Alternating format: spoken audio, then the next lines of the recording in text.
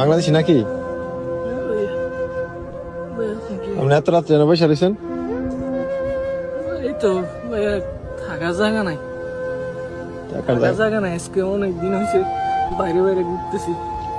আমি আজকে 3 মাস হয়েছে সৌদি আরবে আসছি। দালালে আইনা আমারে কাজও দেয় না, কিছু না। এক জায়গায় কাজও গেছি, 1 মাস হয়েছে কামের টাকাও দেয় না। এখন একজনের রুমে থাকতাম, খাইতাম, বার করে দিছে ভাইয়া।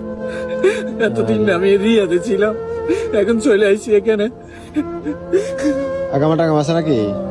আকামা দেয় নাই, দালালে বলছে 3 মাস পরে আকামা দিব। 3 মাস পার হয়ে গেছে, এখনো আকামা দিছে না।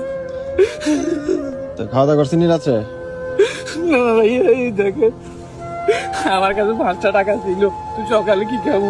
এই দেখেন কবুজ ভাইয়া, একটা কবুজ খাইছি আর এই কটা কবুজ রাখি রাখছি, সব তো হয়ে গেছে ভাইয়া ঘরের মধ্যে। তো আপনার এনে আপনার কাইন্দেন না